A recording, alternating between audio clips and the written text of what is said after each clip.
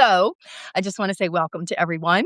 Um, for those of you who don't know me, I am Jenn Sharp. I have two publications on Substack. One is Ruin Shoe Entertaining, and I'm dinner party aficionado. So me and my family would do, several parties a year. It's a lot of fun. My other publication is this one, Sharing Kitchens Live, and this is where I bring these amazing Substack cooks to your kitchen. So we have a really special guest today, and we're not doing food. We're usually doing food and a cocktail, although I do have my cocktail. But we are doing something a little different because David has recently had cataract surgery. So it's just a little navigation to more of a discussion. So I would like to first introduce someone who does not need an introduction. Three-time James Beard Award winner, 27 years in the blogging industry, David Leite. Hello. Welcome. Thank you, Jen. Thank you. And hello to everyone. I saw a lot of people going by. I see Lisa Amtower's here and a bunch of other people. So thank you all for joining. Gosh, so many folks. And so it's a pleasure to join you. My screen just went dark. I don't know why. That's just weird, but okay. You're not dark on my side. Okay, that's all I care You about. okay? Okay. I'm fine. I don't know why I started going like really dim, but that's okay. And thank you all for indulging me with this. We were going to do a little bit of Valentine's Day thing with a cocktail and a couple of nibbles. The thing is, I had cataract surgery about two and a half weeks ago, I guess now, and only in the last day or so have I been able to be this close to the phone or a computer and be able to somewhat see. I did a class on Saturday, and poor Alan, my husband, he was reading everyone's comments on the class. They were holding up their pasta dough, and I'm like, "Oh yeah, that looks good." I couldn't tell, so. Hello, Elizabeth Pizzanato, my favorite buddy. Yeah, and I'm so glad we're getting to do this, and it's kinda neat to do this. I've done it once or twice. Rebecca Blackwell and I have done this, and a couple of times where we just had a discussion rather than the cooking, and it does make for a little more of a calm, just getting to know someone, It does. wherein rather than you're in the action, which you know. So I have to Yes. tell a little story, guys. I am talking to David, and a couple months ago when we were planning our December thing, and I said, "So I'm sure you're very familiar with, being in front of a camera and whatever. Tell me about that." He said, "Well, when I did the Today Show." Yeah. So I was just like, "Okay, you got this." So, anyone who has questions, I'm gonna ask that you please put them in the Please. comment line, send some hearts up here of love, give us some encouragement here. Let us know things that you'd like. I will try to catch them as they roll with people coming on. Um, I am gonna start this first off. I've got so many questions. Okay. Um, but first of all, I probably want to start with how when I got on Substack, which was about a year ago, Mhm. Rebecca Blackwell was on. She, encouraged me to come, whatever. And one of the first things I saw was your post about your dad. Yes. Yeah. And I read that, and you were one of the first people I subscribed to Oh, because wow. I was so touched by that and about just the flow and the prose Mhm. in your writing. And it just really hit home. I'm sure your viewers here, they all know that. But I just wanted to tell you like my connection and what that meant to me because when you talked about your dad, it just brought mine back, who's been gone 25 years. And Yeah. it was just like yesterday, so it was just Yeah. really touching. So it's not just about food on this No. platform. It No. is about connection. And that is our mantra through Ruin Shoe, through our parties, through our inclusion with Mhm. people. It's about bringing people together, and I feel like you understand that. Um, Yes. Yes. Very much. so let's see. I just wrote some notes. If I could read my writing, my kids complain. Um, so I know we're going to get to the chocolate chip cookie. Okay. Yeah. The New York Times chocolate chip cookie everybody talks about. But there is something I wanted to ask you, David. Okay. How difficult must it be to Mhm. do this year after year, the work that goes into it? Yeah. Please tell us a little bit about that. Yeah, thanks for asking. it is very difficult. I've been doing it for now more than 27 years. And I remember when I started this thing called the World Wide Web, I thought, I think this will be big. And I wanted to jump on it. And so, I'm just trying to get some of these messages coming through. And so I wanted to jump on it. So I started my website. It's not even a blog. It's never really been a blog. It was a website. And I did it simply as a way to take the few articles that I had written for publications like the Chicago Sun-Times and the Washington Post and the LA Times and put them up so people actually could read them, and more importantly, so editors could see it. I didn't, back in the day, you had to photocopy all of your articles, you had to write a cover letter, you had to put it all into an envelope, you had to ship it off, and I thought, "This thing is it's gonna change the game. All the rules are gonna be changed because you're gonna be able to just look somebody up." And so I started that way, and then I never expected people, like just the public, to take interest. I was using it as a portfolio, and that's when people started, "Oh, this is great." And I was writing a lot about Portuguese cuisine back then 'cause I'm Right. Portuguese, and they were saying, "Do you have a recipe for such and such? A recipe for such and such?" And I'm like, "Well, I'm sure I can find one." And I would find them, I would test them, and I'd put them up. And it started building and building and building, and now it's pretty huge. I think it's like more than 3,300 or 3,200 recipes, um, and each one is tested, really tested within into its life. That right But there has got to be the ex time. exhausting. Oh, People can I mean, a lot of these younger bloggers and newer bloggers and now the AI bloggers, they can put up 4, 5, 6, 10 a week. It will take I'm working now on a triple lemon pound cake, and I'm in my 3rd week of testing it. And then when I get it done, I did 6 tests or 5 tests. Now that I have my version and I'm very happy with it, it's gone out to my recipe testers. And right. so they're testing it now, and then I'll get all of their feedback, and then I'll ship it out to what's called early access reviews. So some of the readers have early access to things, so they'll test it before it actually gets published. We're looking at a month to a month and a half at least per recipe, and I can't be doing 6 or 7 at once. It's just too much, and then photographing it all. So it is the long way of saying it's extremely difficult, and it would be much easier if I just used my cell phone and just snapped a picture and just didn't care about testing, but I do, and I do a lot of research on all of it. So Well, we all it's know the value of quality versus quantity. Exactly, exactly, and that's what I've always been about. That's why I think the site is trusted because of that. So it is a lot of work, and I really thought I'd be sort of semi-retiring at 65, but then AI came along, and suddenly it's like, "Oh my gosh, I need to up my game and work even harder to be able to, get the money that I was gonna be getting Sure. before AI, so to compensate for that." So yes, it's very difficult. I do love it. It's frustrating to always be, as I've always said, I feel like I'm Google's bitch, as so many of us are in this space. We do whatever Google wants, and Right. it's exhausting because Google changes its mind constantly. Right. But I do like the research work. I do like the recipe testing. I do like cooking the recipes. I do love talking back and forth with my readers. So the comment section is very lively and lots of good information going back and forth. So yeah, it's hard, but I like it. And so what is your probably your favorite part of this journey that you've been on with this? As a kid, I was always creative, so I loved taking photographs. As a matter of fact, I was like 14 years old, and I was going to the adult education program at Rhode Island School of Design for photography at night after school. And I have a design background, communication design. So the idea of taking photography and design and the written word and the elements of the recipe testing, it's putting all of my interests together. I don't Yes. think I could have Yes. cobbled together a better career for all my various interests. The only one that's not in there is love of animals. That's the only thing, I would have been a vet, I think, had I not done this. Yeah. But so most of the stuff that I love, I get to do almost every day. I love it. Um, so tell us about how did this New York Times chocolate chip cookie thing come along? Uh, And and for those of you who don't know, which I'm sure most of you do, David has introduced like the element of the chilling. that dough. Aging the dough. We all do now. We Yeah. all know this, and it came from him.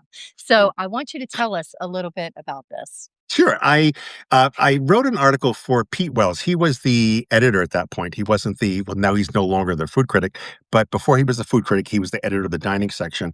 And we were talking I don't know where I don't even know where it was. We were talking about something. Maybe we had lunch. And I said, I have an idea for you. He said, what is it? I said, I love fried clams. And I knew he's from New England or was from New England.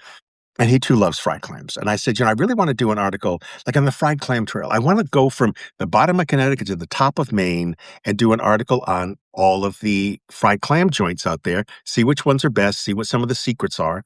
And he loved it. So he said, sure, go do it. So I did it. And I was very fortunate. I won a Beard Award. And so then he invited me out to lunch again. And he was sitting there with Nick Fox, I think was his deputy editor. And he goes, whatever you want to write about next, it's yours. What do you want to write about? And I said, Pete, I really want to write about chocolate chip cookies. And he's like, rolled his eyes and he's like, what Yes. could you possibly add to the canon of knowledge about chocolate chip cookies? And I said, Pete, I have no idea. I don't know. It may not work. I said, but I'd like to try it. He goes, I don't know. Let me think about it. I said, okay. So this was, I didn't, this I think was in the fall at one point. Yeah, it was in the fall. And so he said, all right, just go. I'm not going to assign it, but if you want to go and do some research, go. So I started doing some research and I told him, I said, I think there's something here. So from January of 2008 or nine to June of 2008 or nine, I just researched. I ate every chocolate chip cookie I could find in New York City. I Look, spoke to you. I know, right? Dozens and dozens of bakers I talked to and went to their bakeries and watched them.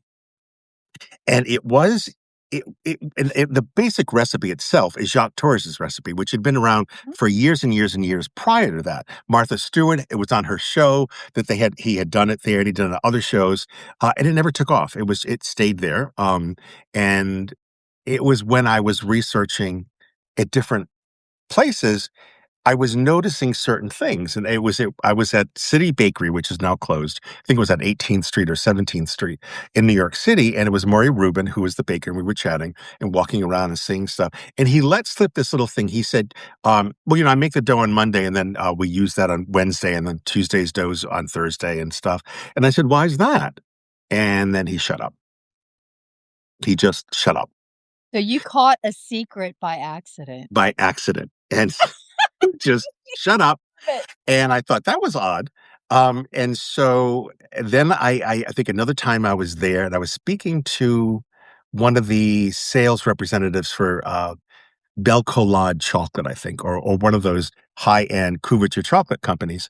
And and then I'd asked him something. He says, "Oh, I know why he does that." He said, "Because the cookies taste better." And I said, "Really?" And I said, what kind of chocolate does he use?" And he told me. And I thought, "Oh, that was interesting." And then as I kept on going around, I talked to Dory Greenspan, and she told me about at that point who is the baker that she worked with? I can't think of his name. Uh, Pierre May, Pierre May in Paris, who puts a little bit of sea salt on his shortbread mhm, cookies, but they weren't chocolate. Just yeah. and I thought, that sounds interesting too, Dory. Mhm. And then I went from person to person to person. So then when Jacques gave me the recipe for the newspaper, I did it, but then I aged the dough. I aged it 6 hours, 12 hours, 24 hours, 36 hours, 48 hours, and 72 hours. But I did set it all up so therefore they'd all be baked at the same time. And then I had Alan was there, my husband, and my assistant at that point when I was working on my cookbook, and we did a taste test. And we couldn't believe the difference. And then I did the same thing and added sea salt to it. And that really powered it up. So then Pete got really excited. And I said, "This is what I found." And so he was really psyched and we were doing it. And I think it was about a week before the article was due. I'd already written it. And he was on vacation at some cabin somewhere, like in the woods with his wife and kids. And he wrote me, he says, "You're not going to believe what I just found." And I said, "What?" He said, "It's an early version of Ruth Wakefield's cookbook."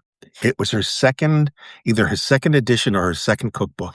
And in it, she said that she would refrigerate the dough overnight. So it was this going back to something that I stumbled upon by accident Right. that she had put in the cookbook, and then it disappeared. And then when Nestle bought the recipe, they dropped it entirely, and so it was kind of lost to time. And so it was this the past catching up with the present Yes. and introducing it, and it And that exploded. synchronicity of all of that coming All of together, it, and because you then didn't really realize this until this tiny little word that was an accidental secret, and then it starts to came out. tell. Yeah, And then he wrote me it came out on a Wednesday, and I remember we were in the Hamptons, and I think he called me, and he says, "You're not gonna believe this." He said, "It's the number 1 most shared post this week." He said, "You beat Maureen O'Dowd and all these other, wow, commentators." And I'm like, "You gotta be no, you really?" He said, "It's a huge hit." And I that is thought, crazy. "Wow." So then we were in the city. Yeah, no, that was Wednesday and Thursday. Then we were in the city for the weekend, and I went to New York Cake and Bake. And New York Cake and Bake is sort of like this institution where it's basically it's a wholesale place in a certain sense for bakers, but they allow the public in. So you can buy just one little tray of something, or you can buy a sheet pan or something. And there was a huge line, and so Ellen and I are like looking around, and I saw everyone had a newspaper in their hand. And I realized what ended up happening is they were asking the guy at New York Cake and Bake for the chocolate discs Oh, because they're couverture chocolate. They're not plain chocolate. They have much more cocoa butter in them, and they melt superbly. And he's like, "What is going on here?" To the people, I said, "There's this article in the New York Times. We have to make the cookie." And it was July, and it was a heat wave. oh, And people were just it was extraordinary to see these people, and so I let slip that I was the author of it to one person, and then they all started talking to me, asking me a million questions. "Why do you have cake flour? Why do you have, cake flour and bread flour? Why not just all-purpose flour?" And right. it was going on, and so it just built from there and kind of exploded. That is crazy. What a terrific story. And I know you've told it a million times, so I'm not Mhm. gonna pretend like this was the first, but it's Uh-huh. the first I've heard it, and Sure. I'm enamored. Um, so I just as I mean, this is kind of a different segue, but Mhm, tell us about your ties to Portugal, because mhm.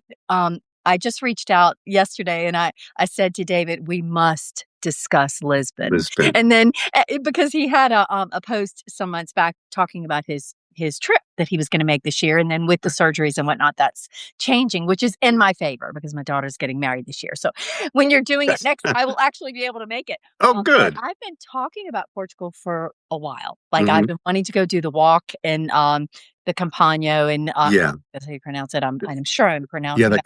the Um, Campastello or something like that, yeah. yeah, and I know which one. I've been wanting to do that, telling my son I wanna go do that, my health nut son, and my husband who smokes cigarettes every day and was like, "Sure, yeah, I'll ride a Okay. Harley." So I've been talking about wanting to do this, and then reading that post yesterday, I said, "Okay, we are going on this," and then you told me that you'd Yeah, postponed it. So tell us a little bit about that and your connections to Portugal. I know you sure. told me personally, but Mhm. tell your audience Yeah, how they. my family is from Portugal. They're from the, island of San Miguel, which is the Azores, which is it's an archipelago about a 1,000 miles off the coast of Portugal. It's really in the middle of the Atlantic. It's only 4 hours by plane, so that's where my family is from, and growing up, I never wanted to be Portuguese. It was the '60s, everything was blonde hair, blue-eyed.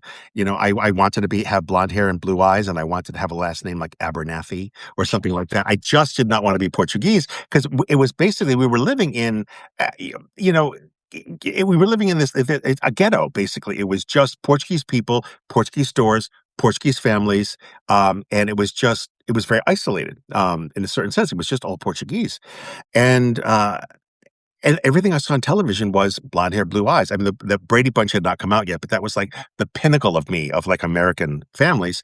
And if I mean back then, I think it was A Family Affair. If you remember Yeah, Buffy and Jody or something, yeah. and that's what I wanted. So I eschewed it. And then but I ate it. I grew up eating Portuguese food. My grandmother passed. I was 30 years old, maybe 31, and all of her recipes died with her. It's just my she was never she never learned to read or write. They weren't teaching girls back then in Portugal to read and write when she was a child, so she never learned. And my mother had her variations, but they were her versions. They weren't my grandmother's. And I realized, oh my God, certain things have just disappeared forever. Her incredible, wonderful chicken rice soup, which had potatoes and rice. That's what you do in Portugal. Right. You put starch on starch, Uh-huh. Yeah. and I and have it a friend was who makes something similar to that, so go for it. and it was pink, and none of us know how she made it kind of pink, and that was gone forever, and no one knows, and so I thought, "Okay," so then I just decided to Maybe she deglazed with wine because I will tell you that I make a shrimp and white sauce. But mhm. what I really love is the flavor when I deglaze it with wine, but it gets this horrid light lilac color. Oh, So, it could be. so It could we be. only have it in the family. It's hard to pass that off at a dinner party, but go ahead. It could. That's a very good point. I never even thought about wine. Isn't that interesting? I was thinking paprika. I was thinking she had sort of pink floured dishes. We thought of everything.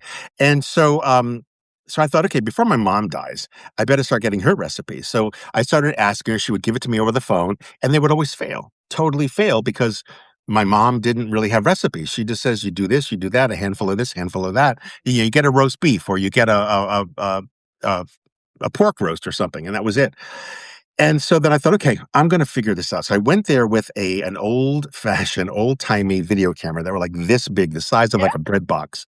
You And I carried started it on your shoulder. exactly. And I started to videotape her. And as I was videotaping her making the recipes, stories started coming out. And she would just remember when your grandmother made this, or remember when you were a kid. And it was wonderful to hear the stories. And she would tell me about, and I'd already heard the stories, but I ended up committing it to film or video when she met my dad. He was a bus driver and she was there on vacation and she had a boyfriend back home and they ended up marrying when she was there on that trip. And so all these things came out. I thought this is a really great way of doing it. So then that's kind of what my very first article was about. I think they called it in the newspaper "Lights, Camera, Recipes" or something like that, and it was a way how to do this to your family. It's for your family's recipes, and then I became more interested in Portuguese cuisine, and then, uh, I was and that's what was appearing on the site with some of these recipes from those articles, and then Clarkson Potter, out of the blue, called me and said, "We'd like you to do a Portuguese cookbook for us," and I thought, all right. I had tried to write a Zorian cookbook, and the agent I had, things really blew up. It was a very unpleasant experience, and so I changed agents. And the next thing I know is they're talking to my agent about this Portuguese cookbook, and I thought, all right. So we met. Rika Alanique was the editor, and she said, "So tell me, what kind of Portuguese cookbook you thinking of doing for us?" And I'm like, you called me. So I'm like, I don't know, and I had not really explored Portugal mainland a lot. I'd had Lisbon and things like that, but not the mainland. Um, And so I said, "Well, what are you looking for? What made you want to reach out to me?" And she says, "Well, there's always all these classic books out there, but no one's writing about what's going on in Portugal." I said, "Well, that's what I was thinking of doing. I was thinking of writing about contemporary recipes." so you just completely followed that train of thought she was on. 'Cause I had no idea, I was kinda over it at that point. It was such a bad experience with the Azorian cookbook. I thought, "I'm not gonna write a cookbook." And so she said, "Yeah, that'd be great." And so I just immersed myself for 2.5 years going back and forth to the country. I lived there for the better part of 2007. I traveled to every province, Madeira, and like half of the Azores, some of them are so tiny, quite literally so tiny that there's just one town on the island. So I didn't go to those. And and then it came out and it did okay. It didn't do great. But then and I remember this guy Michael Benavides, who owns a company called Portugalia Marketplace in the town that I grew up in, Fall River. And he said, "You're way ahead of your time. You realize that?" And I said, "Yeah, whatever." And it was selling well. I mean, it was selling nicely. But then as I think it was Condé Nast put out like one of the best cities, and then it was Food and Wine and all these different travel places, and then suddenly the book exploded.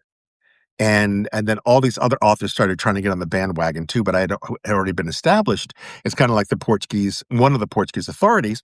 And so then I was going back to Lisbon a lot. I was doing demonstrations there. I was on panels there. And that was my connection to the country. And I'll tell you, Lisbon I it was very sad for me to be there because, my husband was here, and so it was like a months 2 months at a time, I wouldn't see him, I can see but that. when he came and visited, it was great, and, it's a beautiful city. I love it. It's a beautiful city. It's becoming overrun with tourists now, unfortunately, overrun with a lot of Americans buying property, but it's still a beautiful place. It's an old world city, and it's on 7 hills just like, Rome is, and it's just a beautiful city, and I love it, and I was so sad not to be able to go back in May for the tour, but I thought, "You know what? That'll be 3 weeks after the surgery," and it's Right. just 'cause they had to move it back. So, yeah, we're planning on maybe doing it next year, trying to figure it out, but, That's perfect. so that's So the tell us connection. about tell us about the Cooks of Florence, your Mhm. cook tour, because I saw that you were doing that and saw your posts and whatnot. So tell us a little bit more. It was terrific. It was a group of, I think 12 guests, and we all stayed in the same hotel together, and we had cooking class. There was one, two, I think 3 or 4 cooking classes. There was a demo class. There was a wine tasting, wine pairing class, and it was a very special group of people. You know how they say that one person can ruin an entire tour? Absolutely. None of that happened here. That's so amazing. It was and the thing is, the cooking class that I was giving last week was with these people. They just we have a WhatsApp, group, and everyone's on it active every day and exchanging, recipes and ideas and just checking in with each other, and so it's a very tight group, and it was a lot of fun. I think I would change a lot of things. That was my first time ever. I think I would change a lot of things about it, but it was so much fun to be with a group of people who love food, love cooking, love travel, and just sit till late in the night just talking I and love eating together, and, a lot of friendships were made, so it really was terrific, and so I hope to be able to do this. I am talking to someone about Paris, about doing something in Paris, which would be terrific because I love Paris, and, of course, Lisbon, and, maybe something in Rome we're thinking of, but it's a lot of organization, it is. and I'm I'm doing, not that a food writers retreat. I think I that's told right, you yeah, yeah. for Substack food writers, and it's in 33, 34 days or so in Pennsylvania. So Mhm. started planning this last August. We Yeah. just so many people we make friends and we make these connections on Substack, and we really want to see each other in real life, you know. Yes, And yeah, a couple of them we have. We have somebody happens to be coming to New Orleans. I'm like, let me ex know. And then I exactly. throw a party for them or we go out to dinner and it's just lovely. So we just have this amazing group and I'm so excited to do this, but for the same thing, 27-acre estate, Yeah. coconut, just like we're all cooking together. So we have 6 different teams and Mhm. people have their own little themes. They made their names. So, we are the breakfast bad bitches, if I remember correctly. I love it. Our meal is And isn't Diane Jacob gonna be there too? Is Diane? she's going to be doing 2 Zooms for Oh, us. 2 I Zooms. I I tried to get her there, but she's all the way across country in She is, California. she's She in, said, yeah, "I just in Berkeley. cannot think about trying to make that travel," you know?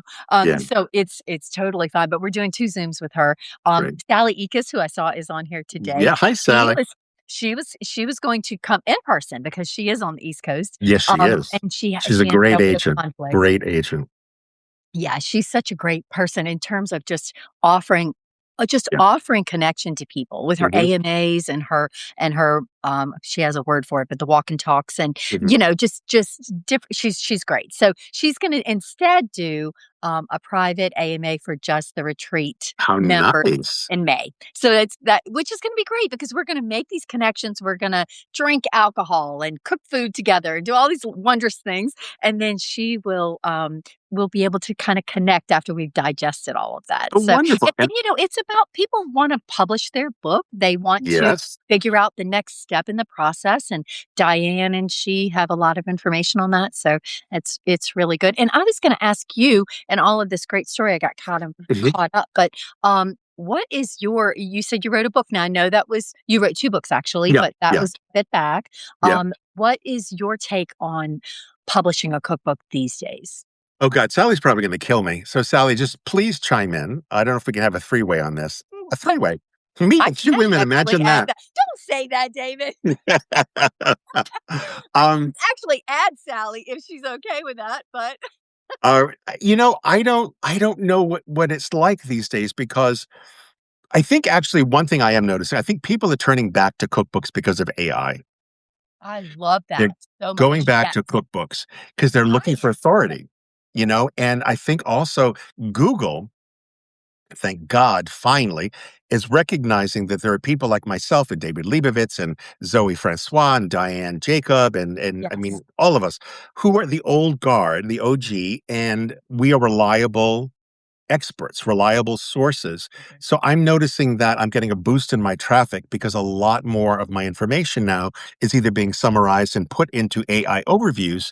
And I think that people are so fed up with AI, and AI is a great tool. I use it every day. I mean, the research I can get done with AI and taking like when I was doing the lemon cake, I had 8 or 10 recipes that I was looking at just to get a breath of what's going on. Yeah. And in the old days, I'd have to make my own spreadsheets of the ingredient amount and then figure out the percentages of all the different ingredients and the different techniques and then trying to understand where things are and where there's a place for my recipe idea. Now I throw them into AI and it will do it all for me. It'll explain all the percentages. It will tell me how mine stands out or doesn't stand out. So it's just terrific. But for the user, I think where they're having a lot of problems is the stuff that they ask for. If they just ask Google, hey, give me a recipe for spaghetti carbonara, well, that's kind of easy. But some of them will say put in cream, some of them will say put in peas. That's great. That's not spaghetti carbonara, traditional. That is a variation. Or they'll just, like, there was that famous one 2 years ago that said, if you want to make your cheese stick to your pizza, bake Elmer's glue underneath it to hold No. the cheese on. Yeah, it did. It's a, someone had asked about it sliding off or something, and actually it was great because the writer then went out and she actually made the recipe with Elmer's glue, which is edible, and it was very funny.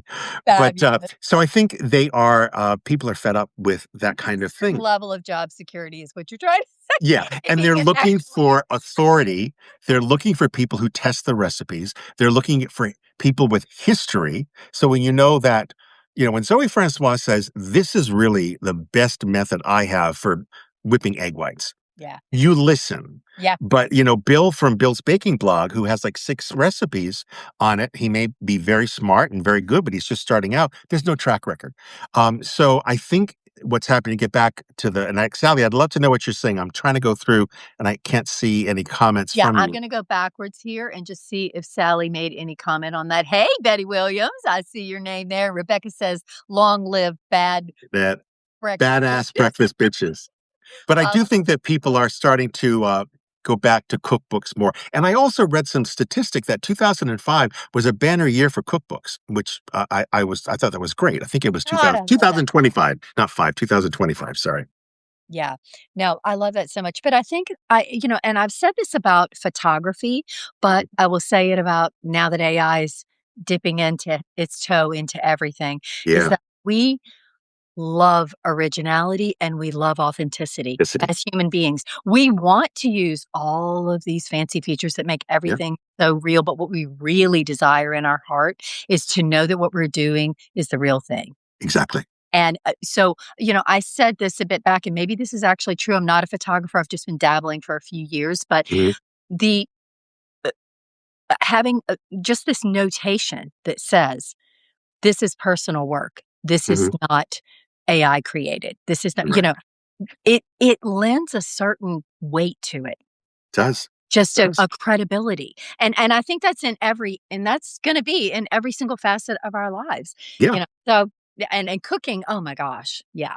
Yeah. So I'm just absolutely excited. This just hearing your stories are just amazing, and the connections with, I feel that, like, this need to be connected with someone real Yeah. that, is really giving us what we're looking for, Yeah, you know? yeah, and that really does seem to be, at least right now, at the level that AI is at. Now, it may get so good, and I do believe it will get incredibly good, that Well, you literally could just create, your online version of yourself. It will, it could make you look just like you look, and you just tell it, do this recipe, do that, and it gets shot, and you get all these angles and everything. It's going to happen. But right now, we're not at that point, and I think people will always want, as we get more and more and more uh, roboticized, or however you want to use whatever word you want to use, there will always be that hunger and that desire for the connection with someone, because that's what food is about. To me, food is not about the food, it's about the connection.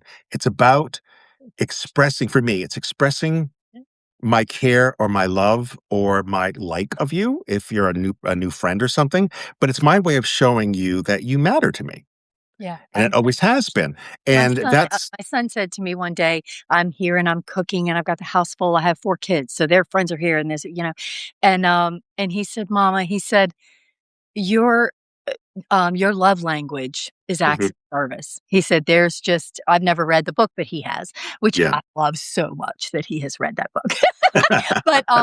But, just the giving. Yeah, it's true, It's and I it's and like every whenever piece of when us, you know? when I was teaching food writing, I would always tell my students that y you're not writing about food.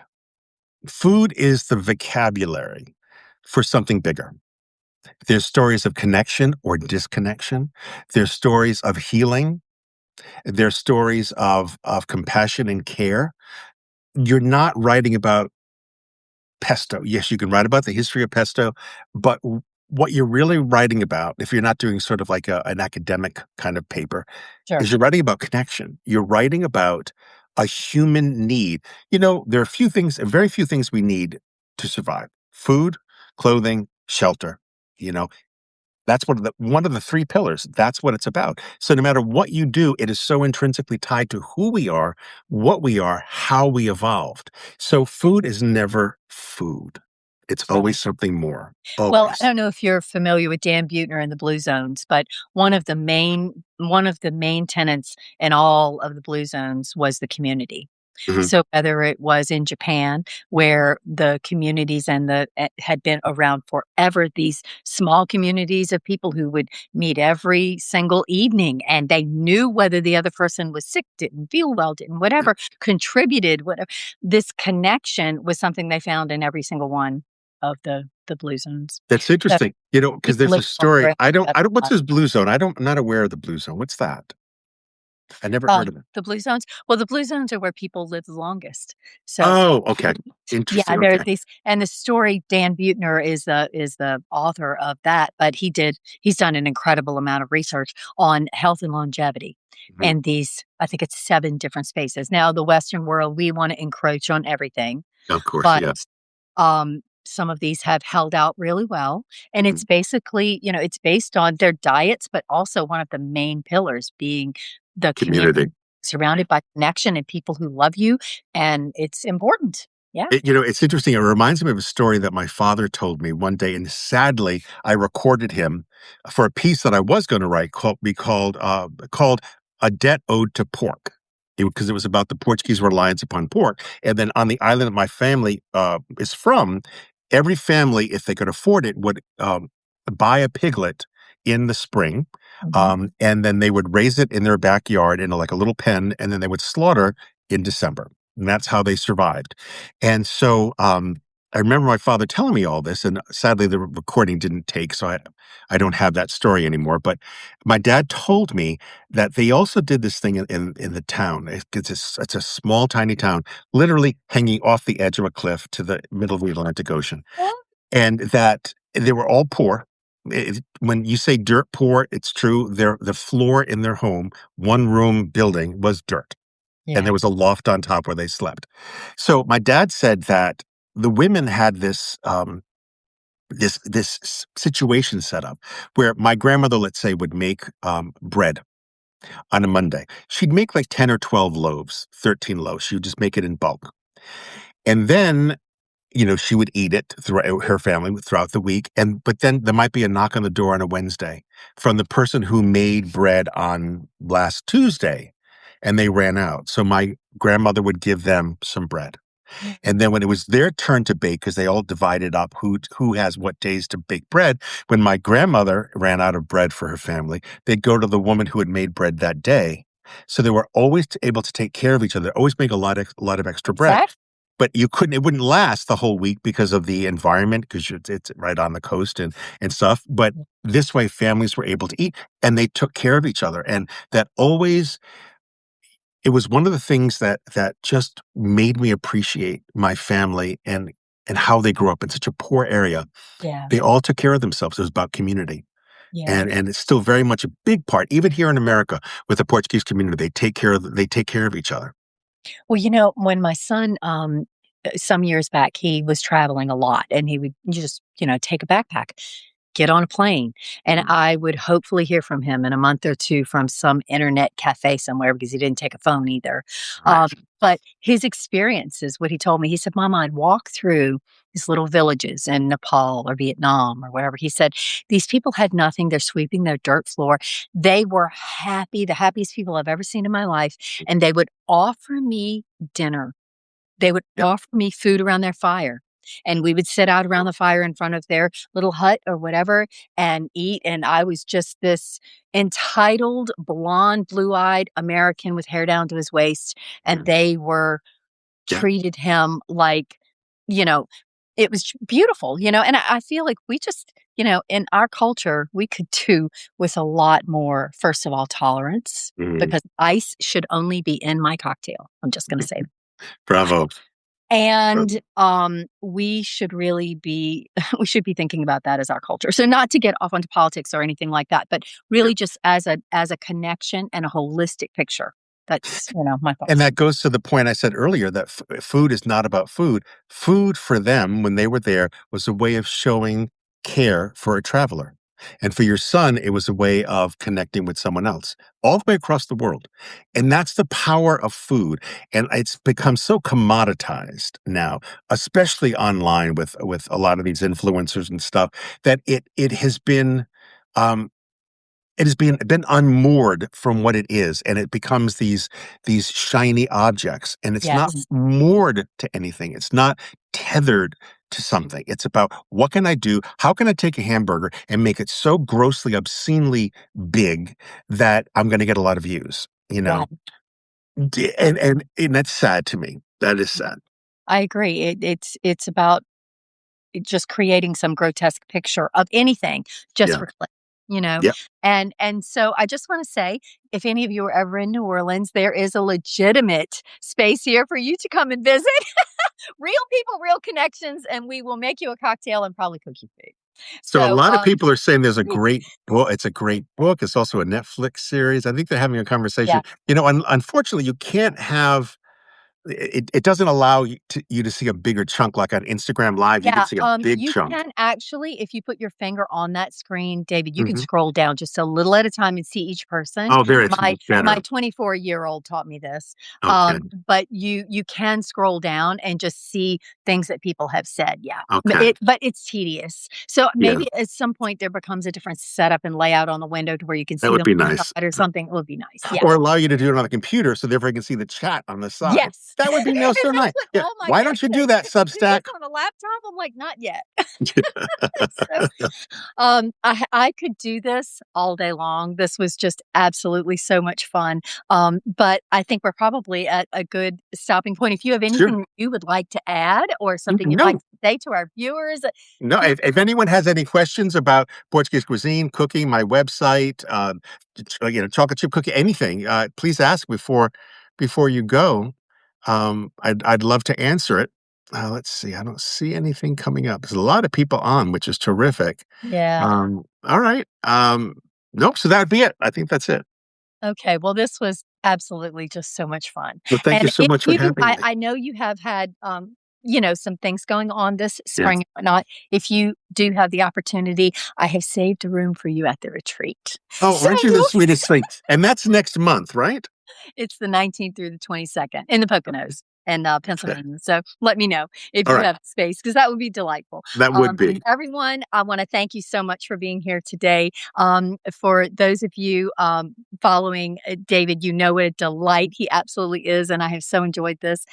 If I can do anything, answer any questions, please let me know. And if anyone's interested in the retreat, let me know about that too. I think we have one spot left, but then I have the bed that I'm saving for David and Alan. So there are a couple of spots, but there's only one really. So we're going to have a blast. All right. Yeah. So thanks everybody. And next time we will see you on Sharing Kitchens Live. Thank you, David. Take care. Thank you.